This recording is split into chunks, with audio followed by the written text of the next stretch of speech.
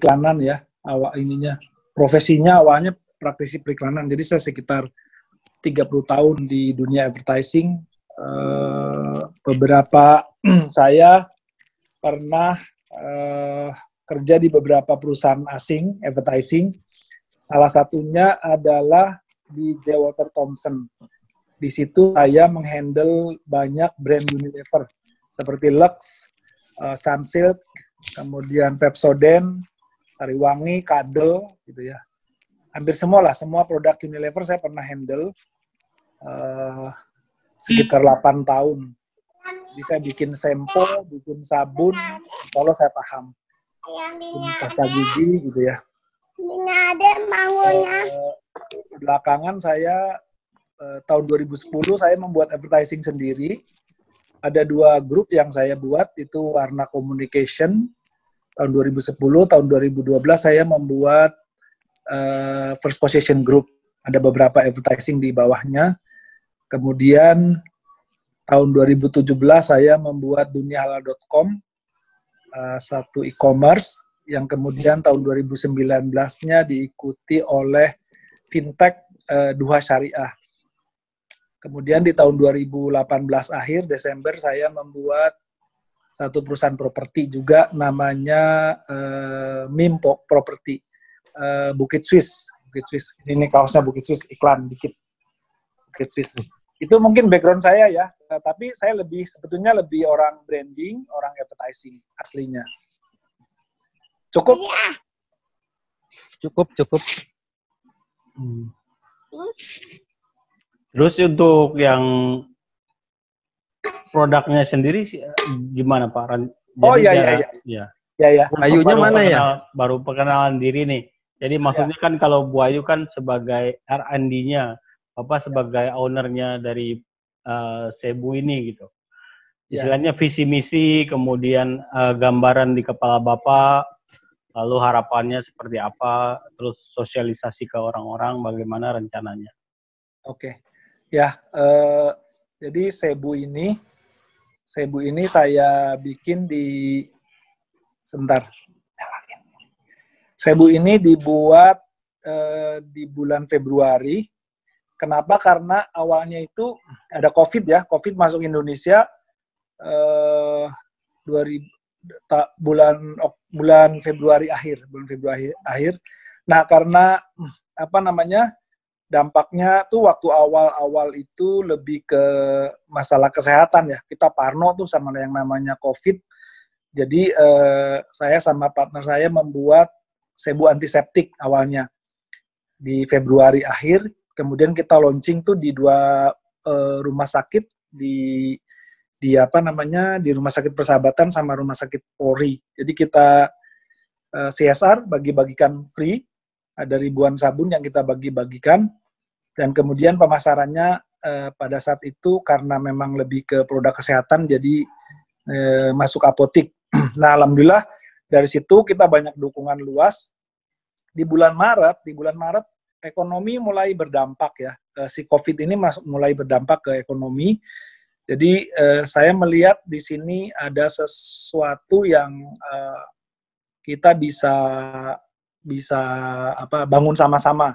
Saya melihat gara-gara persoalan kesehatan itu, ekonomi Indonesia sakit, terutama ekonomi waktu itu makro malah belum berasa ya, lebih di mikro, di orang-orang di rumah nggak bisa kemana-mana, kemudian kita lihatlah yang keluyuran masih cuman ojol aja, nggak ada orang berani keluar rumah, orang nggak kerja, akibatnya banyak PHK, banyak orang nggak kerja, perusahaan banyak yang tutup.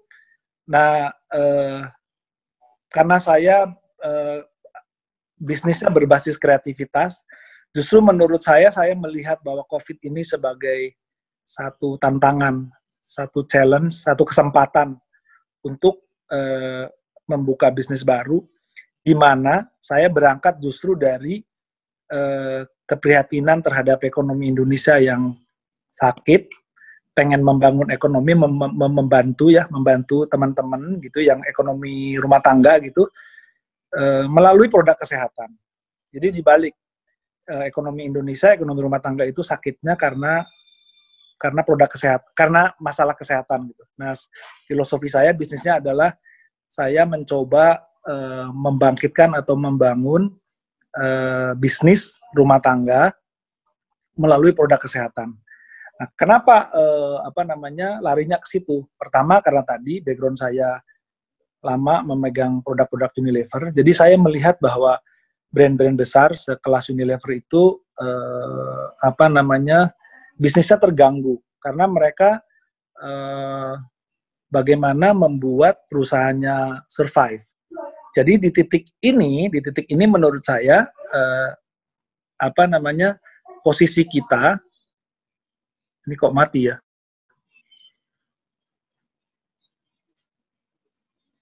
Oke, di titik ini posisi UMKM dengan posisinya brand-brand besar itu menurut saya seperti kata Mbak pom bensin, kita sama-sama mulai dari nol nih. Jadi kita bisa bersaing sama mereka. Nah, saya kebetulan di rumah itu biasa pakai sabun muka buatan Jepang. Kemudian saya banyak teman formulator, anak-anak teman-teman dari Kimia ITB, kemudian mencoba membuat sabun yang lebih baik dari produk Jepang itu. Kenapa? Karena ini kesempatan justru. Ketika orang-orang termasuk sampelnya adalah istri saya sama anak-anak saya perempuan yang biasa ke dokter kulit rutin itu tidak ke dokter kulit. Jadi saya pengen membuat produk yang bisa menggantikan dokter kulit. Jadi persoalan-persoalan kulit dari mulai jerawat, komedo, dan lain-lain itu bisa selesai hanya dengan pakai sebu tanpa harus pergi ke dokter kulit. Nah, itu background-nya. Background bisnisnya. Seperti tadi juga bagaimana nanti distribusinya itu justru membangkitkan teman-teman UMKM itu bisa membesarkan bisnisnya di rumah, dari rumah ke rumah. Jadi COVID bukan halangan, dan selama ini dari bulan Maret sampai sekarang produk Moist Glow ini alhamdulillah direspon sangat positif. Kita launching di Bandung bulan Maret, sampai hari ini alhamdulillah kita belum pernah ada dapat komplain gitu ya. Kemudian pertumbuhan bisnisnya sendiri alhamdulillah bagus banget gitu. Sampai kemudian saya ketemu Kang Edu, Mas Edu. Bagaimana kita membesarkan ini secara masif. Jadi kita pengen ngajak kerjasama teman-teman yang di UMKM, apakah itu menjadi distributor, jadi agen, jadi reseller atau dropshipper. Intinya COVID bukan masalah untuk kita ngeluh atau meratapi ini. Justru dengan adanya produk seperti Sebu ini, insya Allah kita bisa berbisnis dari rumah, dari teman ke teman, tetangga ke tetangga, karena produknya alhamdulillah dan insya Allah bagus gitu ya. Tadi responnya juga luar biasa, nanti teman-teman bisa lihat. Kemudian saya kebetulan juga saya dan adik saya itu banyak link lah ke artis-artis yang dulunya mengiklankan produk-produk Unilever. Kemudian ada beberapa artis muda juga kita pakai, dan alhamdulillah mereka sebelum mengiklankan itu mereka sekitar 2 minggu pakai. Jadi mereka tuh nggak mau ngiklanin dibayar gitu, nggak mau. Kalau produknya nggak cocok ya enggak gitu kan. Dan karena mereka biasa ganti-ganti make up, ganti-ganti macam-macam mini wajah lah ya, produk untuk wajah itu, sehingga kulit mereka tuh rata-rata sensitif, bahkan super sensitif. Nah, memakai Sebu ini, dengan memakai Sebu, alhamdulillah komentar mereka, testimoni mereka itu semua original. Jadi saya nggak ngarahin sama sekali, saya cuma kirim produknya. Rata-rata saya kirim 5 pack, kemudian mereka suruh bertestimoni, dan alhamdulillah yang kita dapatkan semuanya original, benar-benar dari mereka. Kita nggak bayar sama mereka, ya itu aja, karena hubungan kita baik. Alhamdulillah mereka merespon positif, dan sampai hari ini mereka masih pakai, mereka masih berkomitmen. Nah, barulah setelah nanti bisnisnya jalan, baru kita kontrak satu-satu artis-artis itu. Jadi ketika di awal saya dealnya bahwa ini kalau memang cocok, ayo kita kerjasama. Kalau memang nggak cocok, ya nggak usah. Dan alhamdulillah dari semua yang bekerja sama sampai hari ini kita nggak menerima komplain sih. Mungkin itu dulu. Kalau untuk produk sendiri sekarang sudah ada berapa varian, Pak? Oh iya. Sebelum ke situ, saya ada yang lupa nih. Kenapa saya berbisnis sabun gitu ya? Apa namanya? Awalnya sih ya tadi ya masalah bisnis karena COVID itu. Tapi kok kenapa sabun gitu yang dipilihnya?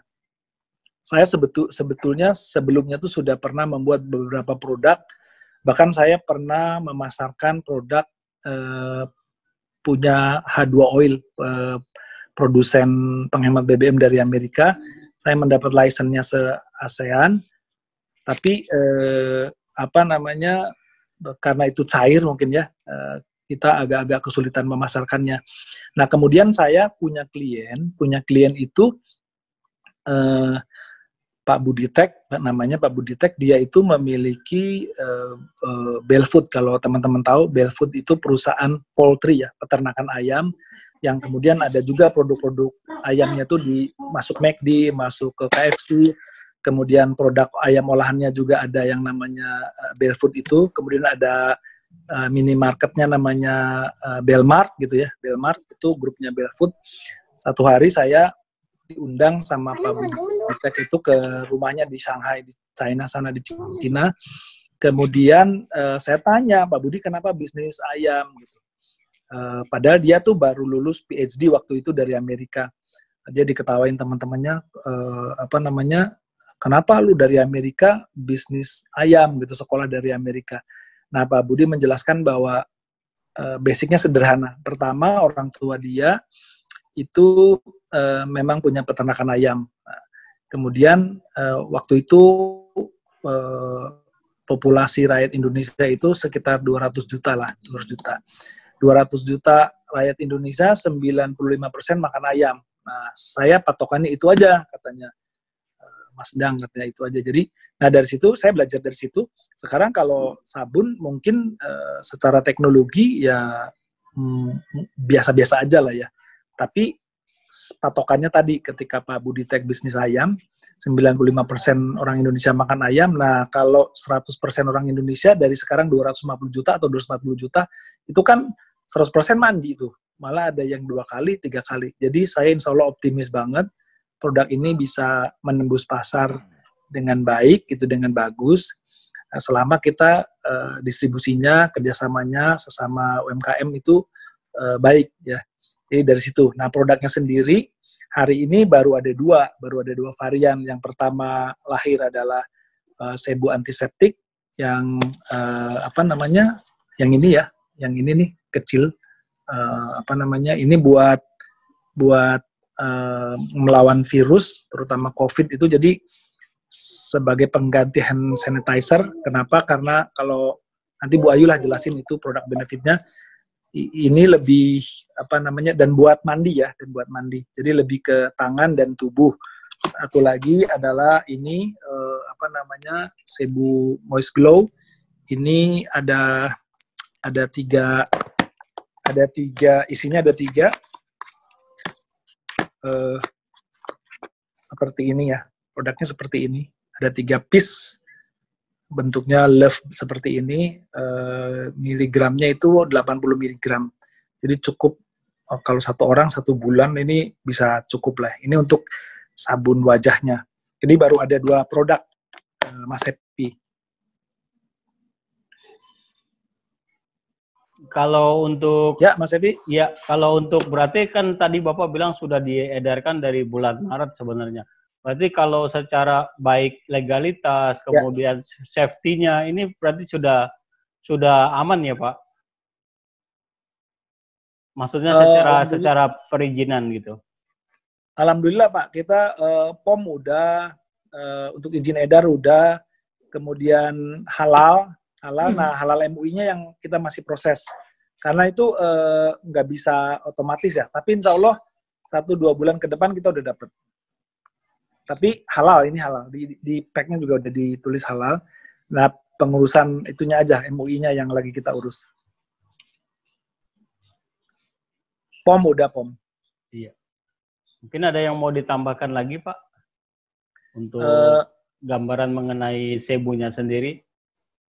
Kalau saya mungkin lebih di bisnisnya ya. Jadi kalau kenapa saya nyemplung ke sini, sebetulnya sih kalau mau jujur ya, dari industri-industri besar itu, selama ini produk-produk yang kita gunakan itu ya apa namanya belum standar sebenarnya. Cuman kan ngejar harga tuh kalau produk-produk dari prinsipal yang besar gitu, yang perusahaan-perusahaan besar seperti tadi saya sebutkan itu mereka itu membuat apa namanya misalnya produk sabun itu bisa mengandung deterjen gitu ya, atau bahan-bahan lain yang sebenarnya berbahaya, entah penggunaan ke tubuh kita maupun limbahnya gitu ya, itu berbahaya.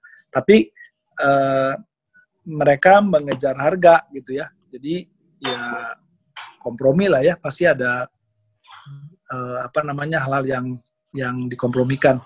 Nah, sementara kita ketika membuat produk ini nggak ada kompromi, artinya kita pengen membuat produk yang benar-benar bagus.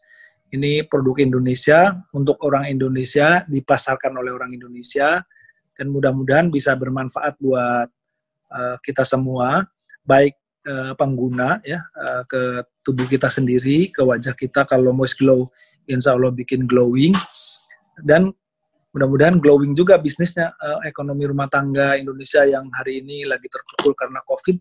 Mudah-mudahan apa namanya dengan adanya Cebu, jualan Cebu ini, dan saya udah bisa buktikan beberapa teman-teman yang jualan itu ada di Bekasi itu, saya punya teman di bawahnya itu punya 25 reseller, baru 2 bulan dia masarin, sekarang sekitar 800 ya, 800 Moist Glow, dia punya 25 reseller, ibu-ibu pengajian.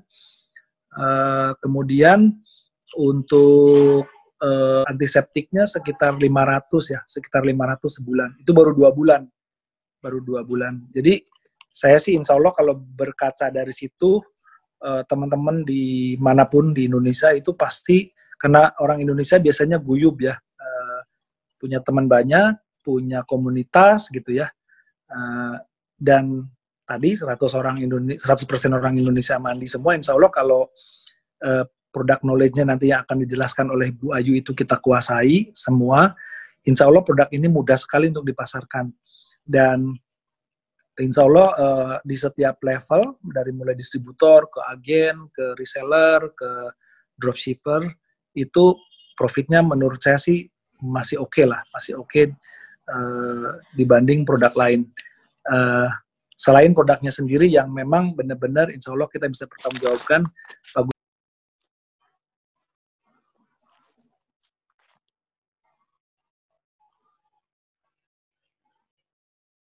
Sepertinya terputus koneksi dengan Pak Endang.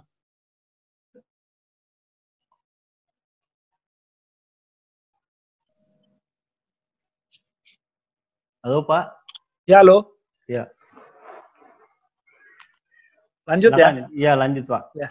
Ya jadi insya Allah dari produknya ini sudah izin edar dan seterusnya udah nggak ada masalah gitu ya. Dan kualitasnya silahkan yang mau memasarkan juga coba aja dulu. Kalau misalnya, kalau saya sih, saya karena saya laki-laki gitu ya, mungkin nggak pakai make up.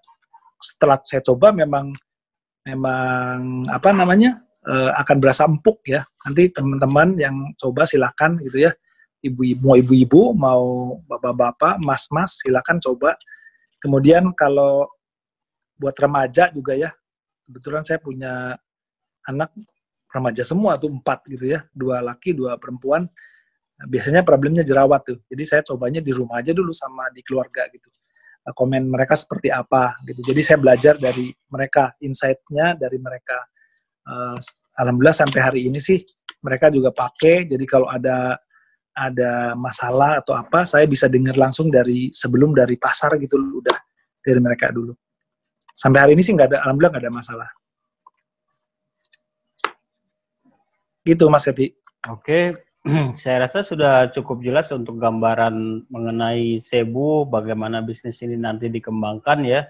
Jadi harapan dari Pak Endang adalah bisnis ini menjadi besar dengan bantuan teman-teman semua. Karena ini adalah new product dari awal kemarin pandemi, tercetus kemudian Maret mulai bergerak gitu. Maka diharapkan semuanya bisa nanti paham mengenai produknya sendiri yang nanti akan dilanjutkan oleh Bu Ayu ya, Bu Ayu, untuk pembekalan mengenai product knowledge-nya. Silakan Bu Ayu.